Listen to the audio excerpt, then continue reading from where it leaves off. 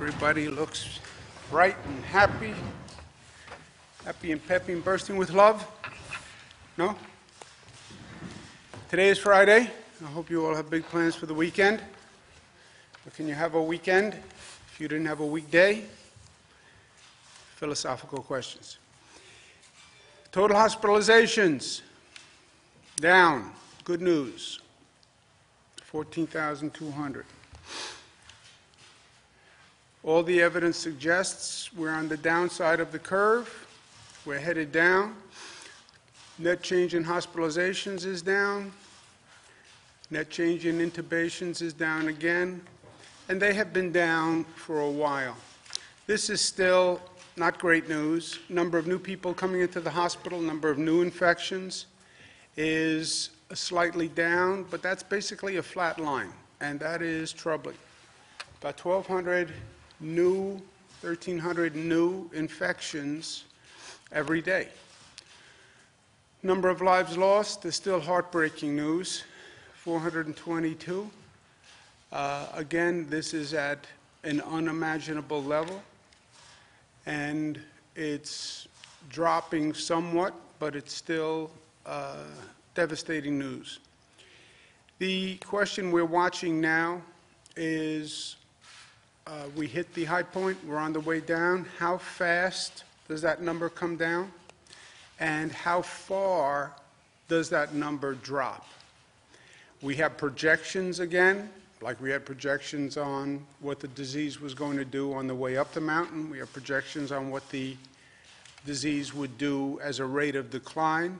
But again, they're just projections.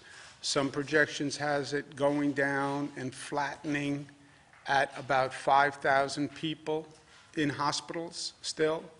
Some projections have the decline slowing between now and June.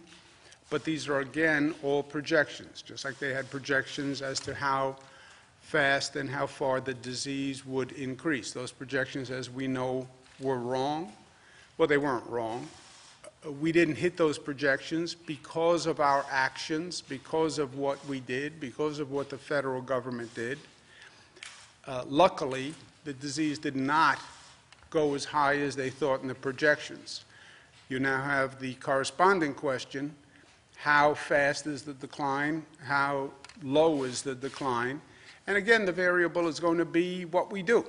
We change the projection on the way up. We can change the projection on the way down. But it's purely dependent on what we do. Are we socially distancing? Are we testing? How fast do we reopen? How do we reopen? You answer those questions, and you will determine what the rate of decline is. If you say, well, we're done, can't stay in the house anymore, let's just reopen. Just start business tomorrow. Let's go. What happens? That's what happens. All the progress we made is gone, and all experts, or virtually all experts, will say not only does the virus spread increase, but it increases to a higher point than we had increased the first time. Again, this is a remarkably effective virus at spreading and growing.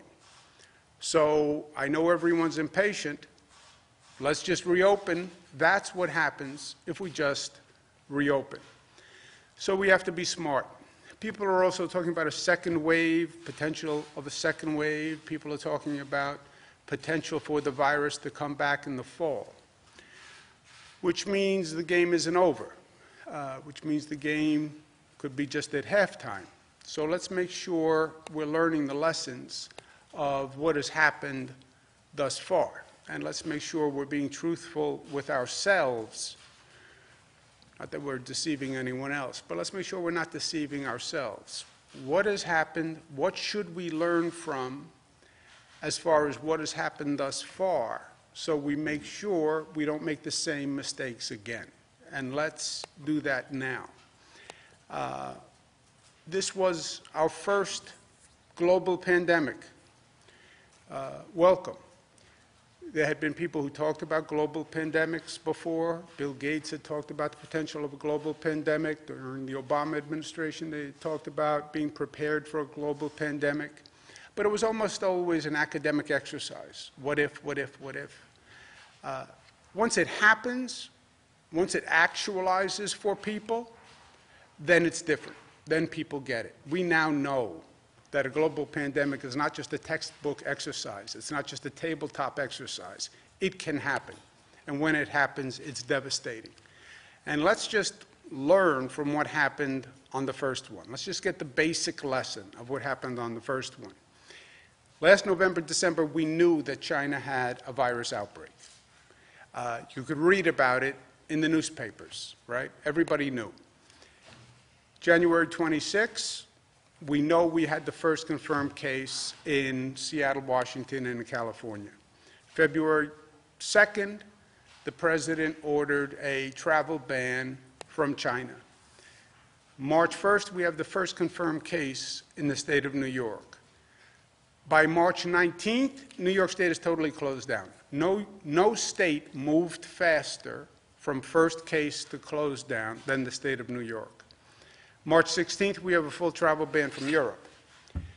Researchers now find, and they report in some newspapers, the virus was spreading wildly in Italy in February.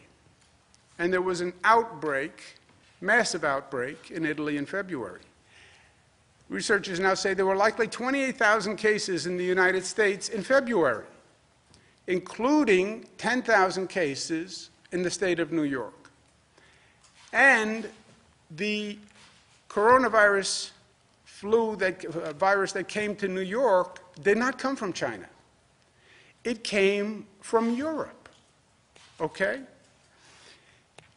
When you look at the number of flights that came from Europe to New York, the New York metropolitan area, New York and New Jersey, during January, February, up to the close down, 13,000 flights bringing 2.2 million people. All right? So November, December, you have the outbreak in China, everybody knows. January, February, flights are coming from Europe. People are also coming from China in January until the China closed down. And the flights continue to come from Europe until the Europe shut down. 2.2 million people come to New York and come to New Jersey. We acted 2 months after the China outbreak. When you look back, does anyone think the virus was still in China waiting for us to act 2 months later? We all talk about the global economy and how fast people move and how mobile we are. How can you expect that when you act 2 months after the outbreak in China, the virus was only in China, waiting for us to act? The horse had already left the barn by the time we moved. A researcher now says, knowing the number of flights coming into New York from Italy, it was like watching a horrible train wreck in slow motion. Those are the flights that were coming from Italy and from Europe, January and February. We closed the front door with the China travel ban, which was right. Even in retrospect, it was right. But we left the back door open because the virus had left China by the time we did the China travel ban. That's what the researchers are now saying with 28,000 cases in the United States, 10,000 in New York. So, what is the lesson? An outbreak anywhere is an outbreak everywhere. When you see in November and December an outbreak in China, just assume the next day it's in the United States. When they say it's in China, just assume that virus got on a plane that night and flew to New York or flew to Newark Airport, and it's now in New York. That has to be the operating mentality, because you don't know that the virus didn't get on a plane. All you need is one person to get on that plane in China and come to New York. The way this virus transfers, that's all you need. And you can't assume 2 months later the virus is still going to be sitting on a park bench in China waiting for you to get there. That is the lesson. And again, why do we need to learn the lesson? Because they're talking about this happening again with this virus, where it could mutate in China and get on a plane and come right back. Or the next virus, or the next pandemic. Whose job is it to warn us of these global pandemics? The president says it's the World Health Organization. And that's why he's taken action against them. Not my field, but he's right to ask the question, because this was too little too late. And let's find out what happened so it doesn't happen again. And it will happen again. Bank on it. Let's not put our head in the sand and say this is the only global pandemic that we'll ever have to deal with. In the meantime, let's keep moving forward. One of the things we're working on is how do we clean, how do we disinfect. We're talking about reopening. We still have public transit systems running. We still have buses running. So we've been working on how do you come up with new cleaning, new disinfecting protocols. And I asked a simple question to our team a few days ago: how long does the virus live? And it's something we need to know, but frankly, I think it's something everybody needs to know.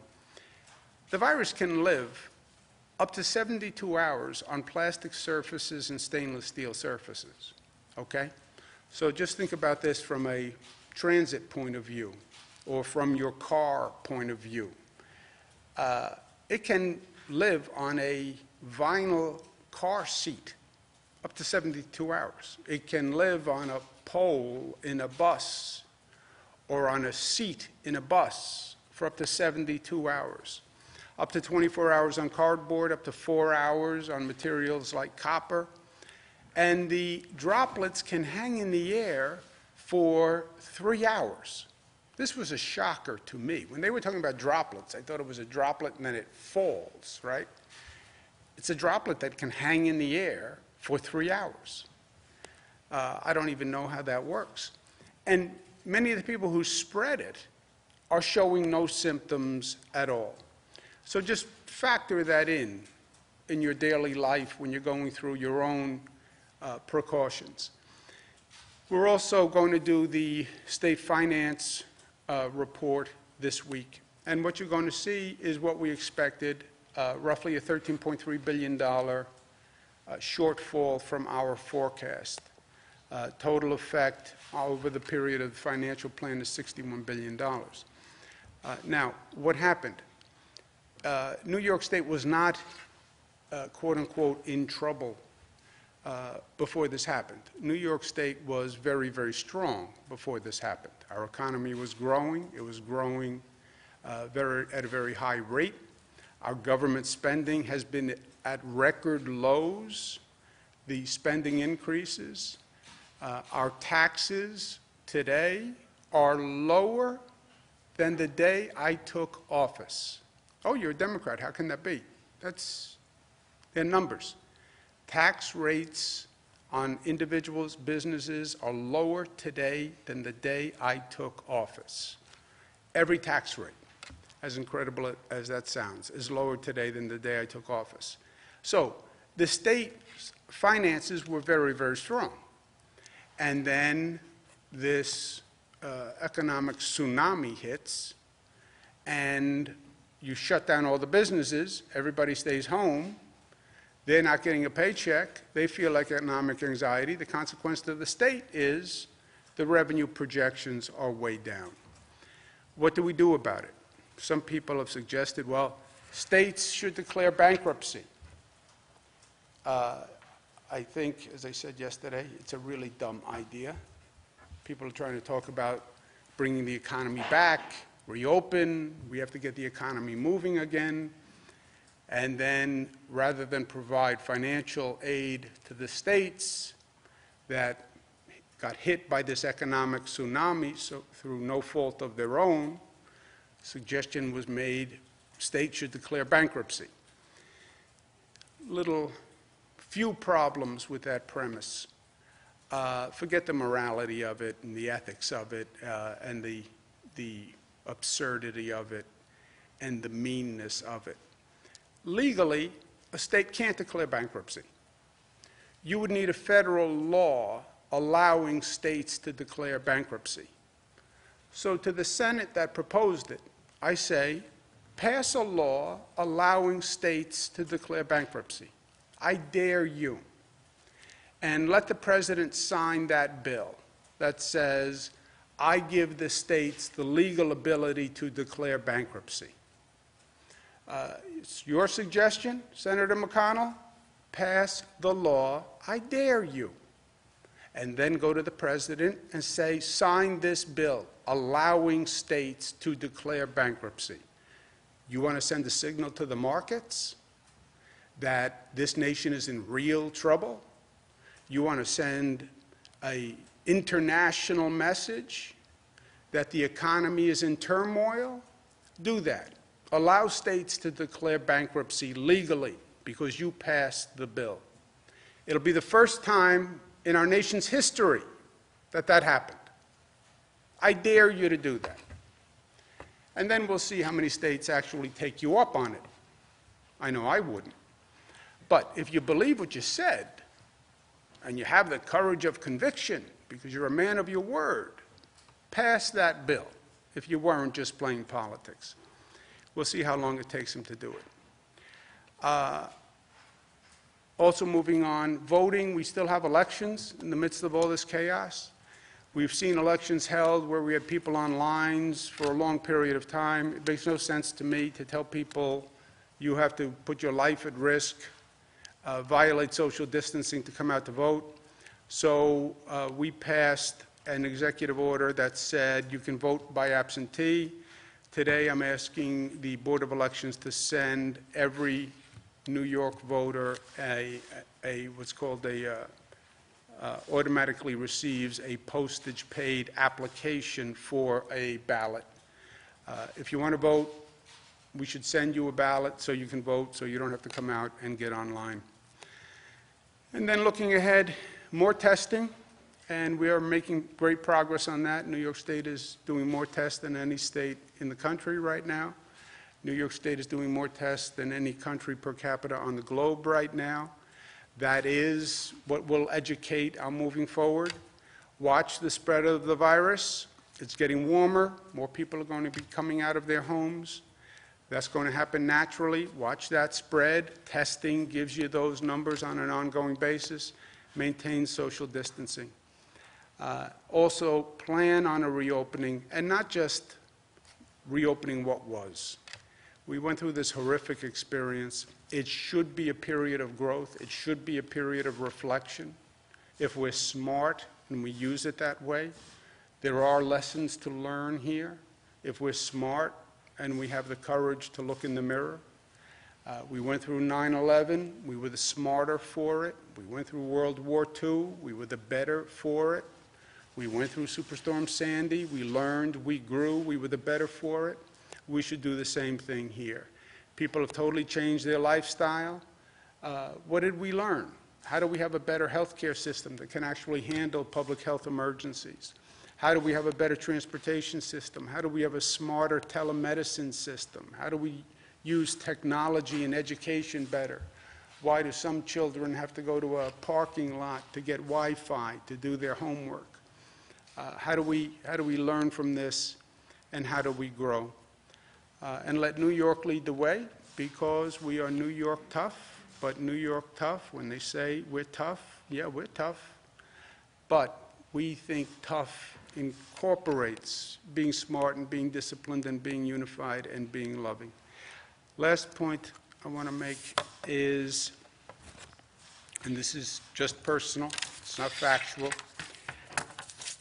My grandmother on my father's side, Mary, was a beautiful woman, but tough. She was a tough lady. She was New York tough. Gone through the Depression, early immigrant, worked hard all her life, and she was a little rough-hewn. She was rough-hewn. And I would say to her, you know, Grandma, met this girl, met this guy, they're really nice. And she would say, nice. How do you know they're nice? It's easy to be nice when everything is nice. I said, Grandma, what does that mean? She said, now, you know when you know if they're nice? When things get hard, that's when you know if they're nice. And I never really got it. But her point was, it's easy to be nice and kind and affable when everything is easy. You really get to see people and get to see character when things get hard. And when the pressure is on, is when you really get to see true colors of a person and see what they're made of. It's almost as if the pressure just forces their character, and the weaknesses explode or the strengths explode. And that's what we've gone through. This has been hard. It's put everyone under pressure. And you've really seen what people are made of. And you've really had a snapshot of what individuals are made of and what we are made of as a collective. And personally, I'll tell you the truth, some people break your heart. They just break your heart. People who I thought would rise to the occasion, people who I thought were strong, under pressure, they just crumbled. They just crumbled. On the other hand, you see people who you didn't expect anything from, who just rise to the occasion. And you see the best and you see the worst. You just see the best and the worst of humanity just comes up to the surface. On both ends, everything gets elevated. The strength in people and the weakness in people, the beauty in people and the ugliness in people. You see both. For me, the beauty you see and the strength that you see compensates and balances for the weakness. And I get inspired by the strength so I can tolerate the heartbreak of the weakness. Here's a letter that I received that just sums it up. Dear Mr. Cuomo, I seriously doubt that you will ever read this letter, as I know you are busy beyond belief with the disaster that has befallen our country. We are a nation in crisis. Of that, there is no doubt. I am a retired farmer hunkered down in northeast Kansas with my wife, who has but one lung and occasional problems with her remaining lung. She also has diabetes. We are in our 70s now, and frankly, I am afraid for her. Enclosed, find a solitary N95 mask left over from my farming days. It has never been used. If you could, would you please give this mask to a nurse or doctor in your state? I have kept 4 masks for my immediate family. Please keep on doing what you do so well, which is to lead. Sincerely, Dennis and Sharon. A farmer in northeast Kansas. His wife has 1 lung and diabetes. He has 5 masks.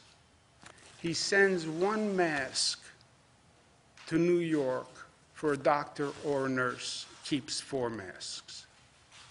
You want to talk about a snapshot of humanity. You have 5 masks. What do? Do you keep all 5? Do you hide the 5 masks? Do you keep them for yourselves or others? No.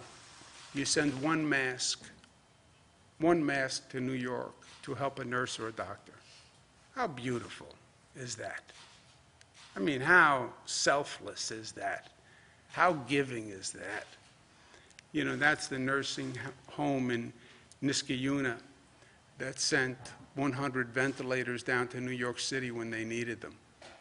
It's that love, that courage, that generosity of spirit that makes this country so beautiful and makes Americans so beautiful. And it's that generosity of spirit, for me, makes up for all the ugliness that you see. Take one mask, I'll keep 4. God bless America. Questions? Governor, what do you think of the president's suggestion for research into ingesting bleach or using UV rays as COVID treatments? I don't know much about UV rays. Not my job, not my business, not my education, not my background.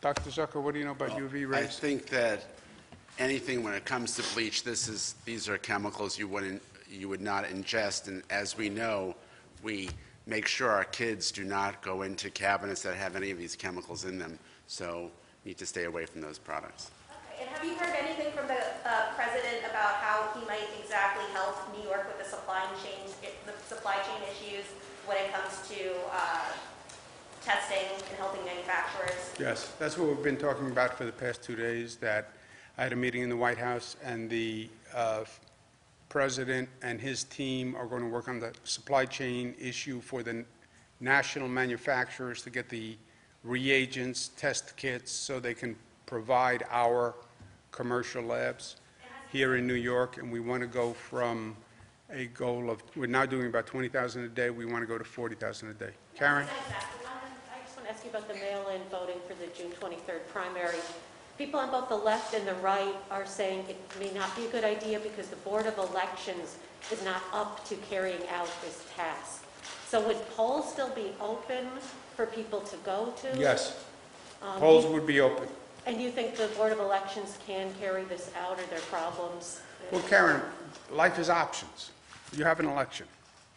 There's only 2 options. Either people go to the polls or people vote by absentee. There's no other way to do it, right? We're saying you have both options. You can go to the poll or you can vote absentee. I don't know what else anyone could expect anyone could do. So are you mailing an absentee application? Excuse me one second. What is the other option? People on the left and the right are unhappy. Yeah. What do they recommend? Right? There are only 2 things. You have an election. You can go to the poll that day, or if you don't want to go to the poll, you vote absentee. We're doing both. Well, do you worry that there could be some kind of mistakes, or the result won't be valid because something might happen with somebody? Well, then if you're against absentees, then everybody goes to the polls. Is that what they want? No, they don't want that either, because they don't want people going to the polls, because then you wait online and you come in contact with other people. Right? So life is options. Bernadette? Oh, yeah, just wondering, so are you sending an absentee application or an actual ballot? Melissa? We're sending an absentee application. So Article 2, Section 2 of the Constitution allows for an absentee voting process, and there are 2 provisions, one if you're out of county, the other is a list of specific things that were enumerated in law by the legislature. One of those is temporary illness. The executive order the governor did a couple of weeks ago amended the temporary illness provision to include risk of contracting COVID. So we looked at this very closely. I know some people thought that this should be you send everybody an actual ballot to vote, and we don't think that that's within our constitutional right for the governor's directive powers to override the Constitution and create a mail-in voting system where one otherwise doesn't exist. So what we're saying is everyone's going to get an application with postage, so this is easy. Every registered voter gets one, they can fill it out, they send it back in. And to the question of whether or not the Board of Elections can handle this, the provision the governor did a couple of weeks ago allowed for anyone to already be able to do this. It's just that then you would have had to download the ballot, call to get a ballot, go to the BOE to get the ballot. So all we're doing is making this more convenient so that people who don't have access to internet, don't want to leave their homes because of their fear of COVID, are able to get an application directly sent to them with the return postage to be able to get the absentee ballot that our early executive order allowed for. How smart is that? Governor, Go ahead, Jesse. We're a week away from May 1st. Millions of New Yorkers have rent due, they have mortgages due. Have you given any thought to a rent freeze for renters or to extend mortgages by that 3 months so that those loans would be extended so that people aren't going to be facing a kind of a large payment when your moratorium is complete? Yeah, we're looking at that right now. What do we do at the end of this moratorium? We have a number of options we're looking at. Is rent freeze amongst them? We're looking at all options. And then one follow-up question. We're now 3 weeks away from when the on-pause order is supposed to be done, May 15th. Parents are trying to figure out whether or not their kids are going back to school. Can we get a timetable on when you might make that decision? About 1 week. About 1 week So from we today. give people some notice. Governor, You no, wanna raise anything else? I was just going to say, on the rent freeze in New York City, that's controlled by the rent board in New York City, and that's entirely controlled by New York City. I know Mayor de Blasio has been calling for them to do the rent freeze, but that's outside of our actual jurisdiction. That's controlled by the city. Could you conceivably do that in other cities in the state, Utica? That's Albany? something that we're looking at, but the pressure has obviously been in the city, and that's what the conversation has been, and that's something that I know the mayor is focused on. It's really an issue in New York City, which is where... When might a decision on that be made, just so people can plan? Well, the New York City decision, New York City has to make. What we do on our executive orders that are going to expire, we have a couple of weeks still. So we'll give people timely notice, but we're looking at all options. Has there been any task force, and this is probably a question for Melissa too, since I know you've been spearheading it, but has there been any update there on the safety of pregnant women giving birth during the pandemic, and just how is that work been going so far? We're going to be giving the governor a list of recommendations this weekend for executive action. So you'll be seeing something in the next couple of days, but we've been meeting every day this week. Governor, that revenue shortfall opens the door for you to institute a cut to local governments, to schools. Do you intend on invoking that power, and what kind of cuts should those entities expect? We're looking at that now, and we don't have a decision now, but I'll tell you the truth. I said to the federal government, I've been talking about this for how long? 2 months. 2 months. I said, how can you have a federal government in a position where they're not going to provide funding to state governments and local governments? Small business, airlines, business program, now some of these large corporations now apparently have been taking money from the government programs, and they're not funding state and local. When you don't fund state and local, you know who you don't fund? Police, fire, school teachers, school officials. What was the possible theory of funding large corporations, but not firefighters, and not police, and not healthcare workers? I mean, it boggles the mind. And all they said was, don't worry, right? Don't worry, we're going to do it in the next bill. We're going to do it in the next bill. We're going to do it in the next bill. I said to our congressional delegation, I said to our senators, Schumer and Gillibrand, don't pass this past bill that they just did unless you have state and local funding, because they're not going to do it. Don't worry, they're not going to do it. As soon as the Senate acts, McConnell turns around and says, oh, I'm not going to do it. The state should declare bankruptcy. Bail out to the blue states. Bail out to the blue states. Again, the most un-American, uncharitable, ugly statement of all times. Yes, New York had more coronavirus cases than Kentucky. You know why? The flights from Europe land in New York. The flights were not landing in Kentucky. That's why we have the coronavirus cases. That's what the researchers now found 2 months later. That the virus went from China to Europe, got on a plane, and came here. And by the way, the virus probably got on a plane in China and came here. But China maybe landed in California. The European flights landed here. That's why New York has the coronavirus cases. Bail out New York. You're not bailing out New York. New York has bailed you out. Every year, it's bailed you out. Mitch McConnell is a taker, not a giver. New York is a state of givers. We put more money into the federal pot every year. We're the #1 state in donating to the federal pot. #1. Kentucky is the number 3 state in taking from the federal pot. They take out more from the federal pot than they put in. Every year, every year.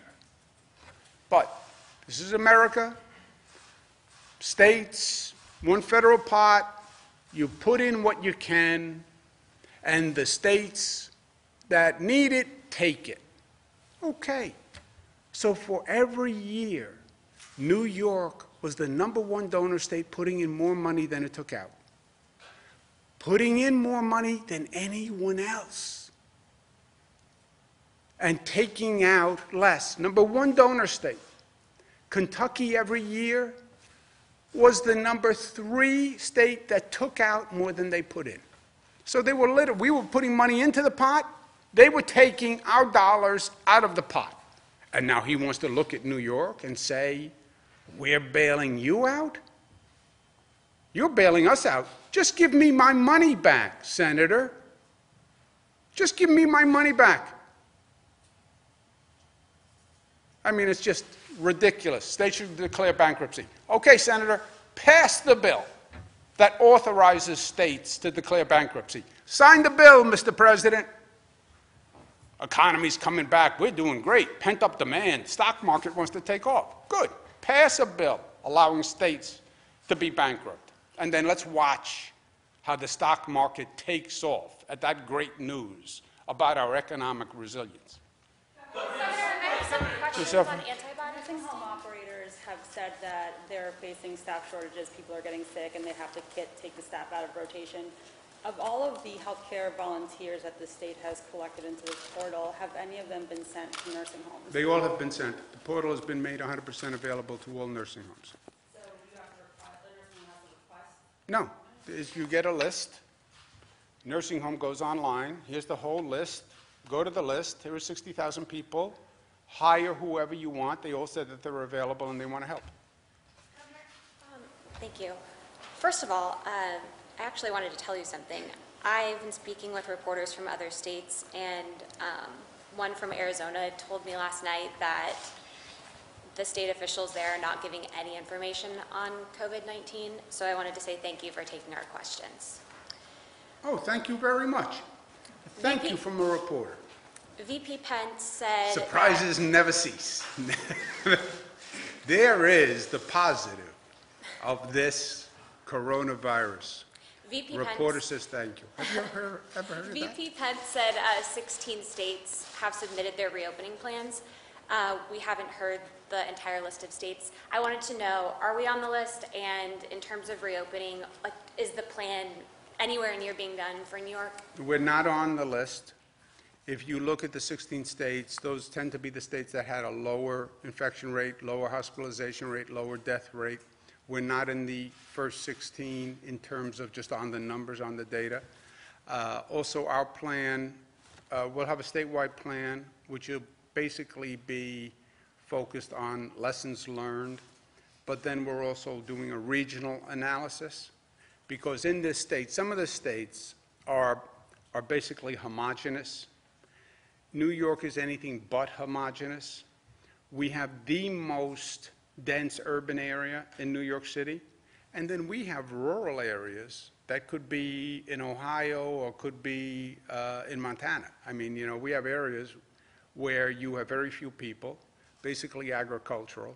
So we have both, and that's why we're saying we'll do a regional analysis depending on the numbers. Some regions could open up before others, as long as the way we open up those regions don't cause unintended consequences where they wind up with different problems because everybody now comes to drive in to go to their beaches or their parks or their businesses, et cetera. You know, you open up Main Street now anywhere in the state of New York, you'll see people in their cars driving up from New York City to go to that Main Street. I have no doubt. You see these pictures of beaches opening up. People will drive hours to go to a beach right now, right? You want to get out of the house, you have the kids who are making you a little crazy, put them in the car, drive 4 hours to go to a beach. People would do that. I told you I saw a couple right here in the corner, drove up from Queens to buy Thai food in styrofoam containers and sit in the car and eat it. I said, why don't you just fight Thai food in Queens. They said we needed to take a ride. I mean, that's, look at that pent-up concern. Following up to that, in terms of coming up with our reopening plan, do you know when our plan will be complete, or are we just still, do we still have too much of an issue here to even get to that point? Well, the CDC guidance says before any state should open, you need 2 weeks of flat or declining numbers, right? So by the Fed's CDC guidance, we're not there yet, right? The 2 weeks is flat or declining. So even by a region, we'd have to do 2 weeks of flat or declining. Declining is obviously better than flat. So if you're just complying with the federal guidelines, you need that 2 weeks of case data. In terms of, one more, sorry. In terms of antibody testing, so our viewers are so interested in antibody testing. Yesterday, when you gave the numbers, I was curious, do you know how many tests that you need to do for antibody testing before you'll feel comfortable? You could consume double the capacity of all the labs in the state of New York to do testing, and you would not have done enough. You can never, you'll always want more testing. You can never do enough testing in the nursing homes, in the prisons, in long-term care facilities, population at large. You could never do enough testing. I do have a goal, though, because that's kind of a broad... Do you guys have a specific goal? We're going to be in the field for the next several weeks. We actually are in 15 locations downstate today. We're going to be in other locations on Saturday, Sunday, so this is going to be an ongoing thing. And as the governor said yesterday, as these results come in, yesterday was preliminary, we'll keep reporting those results out. Let's take one more. Go ahead. Someone who hasn't asked a question? Governor, the numbers you released yesterday essentially established a statistical baseline. I'm wondering if it would be reasonable or feasible or useful to mandate testing of patients and staff in nursing homes. Would that be helpful? It would be helpful, but you have to have the capacity for them to do that. They are now testing. I don't know how many are testing, maybe the Dr. Zucker does, but yeah, we have testing in nursing homes. We're doing a lot of testing in nursing homes. We're checking the temperature of every staff member that comes in. We're not in a position to say we can provide enough tests to do every staff member every day. But do you know any of the numbers? I couldn't give you the exact numbers, but as the governor said, it's a comprehensive plan of both screening, testing, evaluating what else concerns of infection and spread. So we're working on that, and we're looking at the possibility of how we can, as the governor mentioned, test staff as well as individuals who live there. Testing in nursing homes? Is the testing in nursing homes? Go ahead. Are people who are participating in these tests being informed of their results? And then relatedly, Commissioner Zucker, you said that you have a high confidence in the reliability of these tests. Can you explain why you believe that these are accurate when there are so many questions about their reliability? Go ahead. Because it's his test. That's why he believes in it. This is not somebody else's test. This is a test he developed. Go ahead.